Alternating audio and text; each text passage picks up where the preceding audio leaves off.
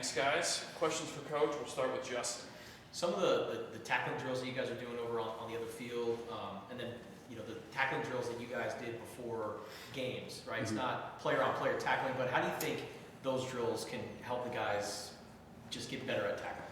Yeah, I think that it starts with the creativity of ways that you can simulate violence and train violence, because football is a violent game, and how can we train it, be creative ways so we're not 1,000 times a day crashing into one another, because we get plenty of good physical contact against the body, but shoot, you need as much as you can. So using bags, using different things to go full speed and accelerate through contact, it's finding creative ways to do that. So the bags have been a great one. Coach Cecil jumping in with some of those pregame, get the juices flowing as well, showing he still got it. But they're just a great tool that we can have to still train in that manner.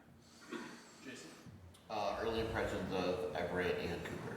Yeah, they've been doing a great job. So initially them coming in, and it's the adjustment period, right? It's new, different part of the country, different process, different team, get to know everybody. And they did a fantastic job this winter putting in the work, where seniors, older guys that have already matured and developed a lot in the weight room, but still said, I can get more, I can develop more, I can get more flexible, I can get more mobile, I can get stronger, all these different things. So they earned a ton of respect in that regard. So then them stepping on the field, their maturity to come in, meet with me extra, make sure that they know what to do. Well, now it's just go play football. Go do the things you did at all these different schools across the country. Well, come do it here. Show that stuff on tape. So they've done a fantastic job. I'm really happy with how they've attacked the work. And has it been perfect? No. But they're always eager and, well, how do I do better? How do I improve that? And that's what I ask for the whole room. Guys like Tay and Chase to model it, that the red line effort, starting with that, will take you very far. And that's the culture of our program. So for those guys to learn our process, and for the leaders in the room and on the defense and on the team to establish that with all the new guys has been really fun. But both those guys have been really impressive with how they've integrated and how they've just attacked the work. Michael and Justin? It seems like Chase and Tay are more vocal out there during practice than they have been before. Do you think that is just something that happens naturally when you're an elder statesman on the team, or is that something that you kind of nudge them to do? Yeah, I think that leadership's a funny thing, right? And in team dynamics, I've been a part of a lot of teams, and for them to step into a role of one, when you're naturally a good football player and you've made plays, you have a voice on the team.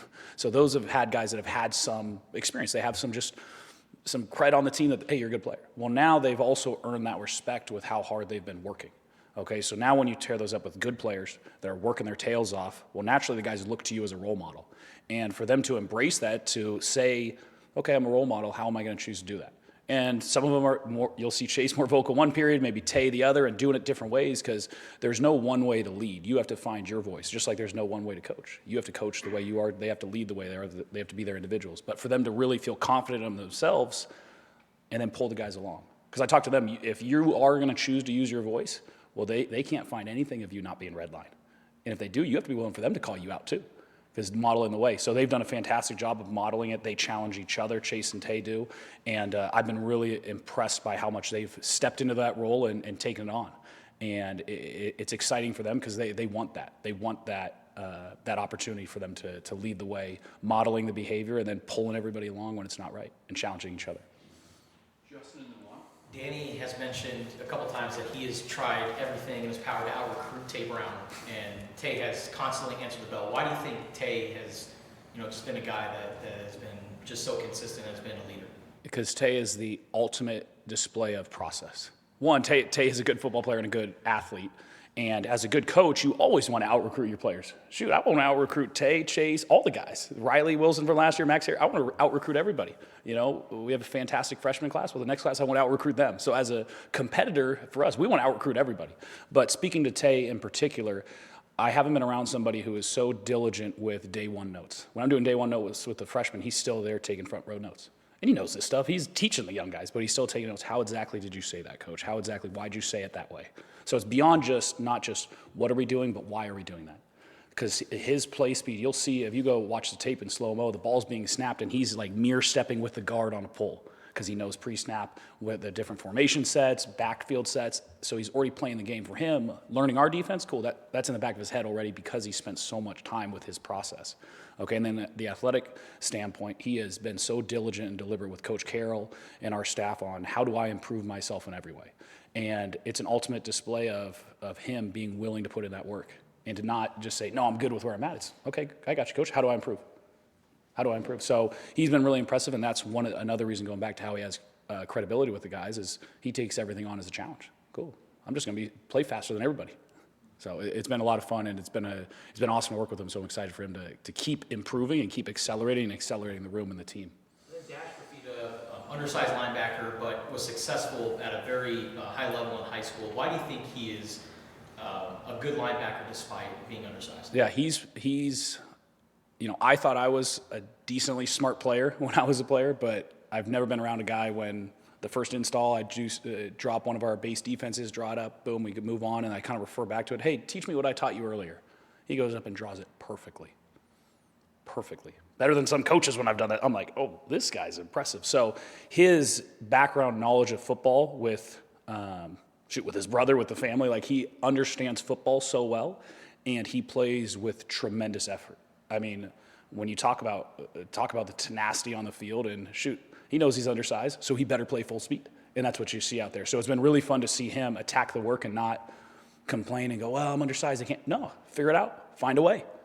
So it's been really fun to see him step into that and attack it in that manner. But unbelievable knowledge of the game, which gives you that edge. Well, now it's let's play fast. And that's the hardest thing for freshmen to do because it's so different, the different environment. So for him to be able to display that early, it's been a lot of fun. Juan and then Michael. You kind of already talked about it, but for Chase Kennedy, he's kind of in that Max Harris leadership position. Do you think he's ready for a breakout season? I do. I think that if Chase Kennedy has all the tools to be successful, he's, as a coach, when you look at out recruiting guys, well, you want a guy that's big, long, tall. Chase can run. Chase, like he has all the physical attributes, and he has the work ethic to back that up. I mean, he's been consistently over 230 pounds, typically weighing at 235. So he's put on the weight and he's carrying it well. A lot of guys put on the weight early, then we start going to camp, other things, and they go, they fall into habits or whatever it is. They stop eating as much. He has been so diligent with his process and dialing that in with his sleep routine, waking up in the morning, having breakfast. He's been meeting with Coach Vitey in the corners room, talking about what the corners are doing. So when guys truly dive in, as much as you pour in, it gives you an opportunity to be great. Right? So we talk about this with all our guys. You work your tail off all off season. You do it all this time of year, and it just gives you a chance. So does Chase have an opportunity to do that? Heck yeah, just like everybody in the room. So he is giving himself the best opportunity to do that with all the decisions that he's making to, come in early and when the linebackers meeting done, go down to the safeties room and talk about what they're doing. So he understands how they fit behind him. Go down and talk to Coach Salavea and talk about how he's talking. The more you pour in, the better opportunity you have to accomplish the things you want to. So I'm super excited for him because he's made tremendous choices to lean in every way. Michael and Justin for our last two. So Myron Robinson really flashed in brief playing time opportunities last year, and then he gets injured. Now he's rehabbing.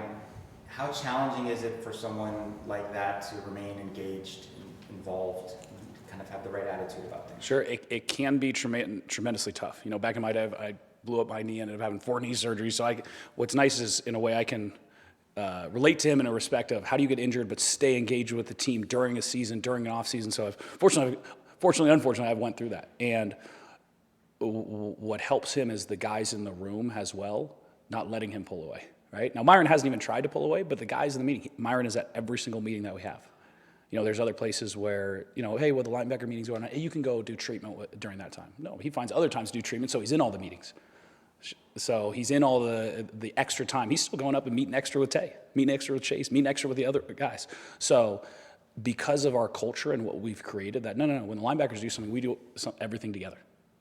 So I think that ties in with all the guys, and it is a challenge. There are days when you're in the recovery process where, it doesn't feel as good.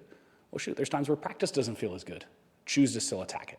And I've been really happy with, I think it's a testament to our culture that we don't let those guys that maybe they're hurt and we don't let them go off to the fray. No, you're still in this. We're still in this all together. After practice, he's with the linebackers, right? We're still all together. Hey, there's extra time. You can do some stuff, Myron. You can go hit a sled with your hands, all this stuff. So finding creative ways to do that, but he's taken ownership of it of himself to still stay engaged, come to meetings. He'll still meet with me extra. He ain't getting any reps on out there in Bringuel, but he's getting extra reps with me. So it's been really impressive of him as an individual, but also the culture that we've created and are now defending as a program. I think Tay was mentioning that when you guys first introduced the Red Rover play that you got clowned on by the coaches. What do you remember about that and Yes. just implementing that unique package? Yes. So there's a couple different stories about how the Red Rover package got created, but it got created as part of it was a nudge at me, right? It was about how we want to blitz and our blitz timing and our spacing between one another. So it became kind of an edge, like an inside joke within the backers. And I told them, though, when you go into the game, I go, if you do this stuff, you're going to have one of two things happen. You're going to end up on ESPN top 10 or ESPN not top 10. Those are the only two things that are going to happen. Because they get a big play and you're holding hands before, you're going to be clowned on, not top 10, look what we're doing. They went out there, and if you watch how hard Chase Kennedy and the guys rushed on that play, was fantastic. They got shot out of a cannon. Jabari, great job, undercuts the route, pick 6. So I'll tell you what, if it takes them, nudging me and poking me to have them playing that dang fast, they can do that every dang play. So that's part of the fun of football, right? Finding the creative ways to do creative things to still attack offenses, right? But also, shoot, you should have fun yourself. And because football is a passionate game, and when you can get the young men that we have playing to themselves with a great passion and energy, playing the game that they love, you can do some really cool things. So they're lucky it worked out because I told them, you're going to be on ESPN top 10 or not top 10. So they did, it was a fun time, and shoot, worked out a little bit.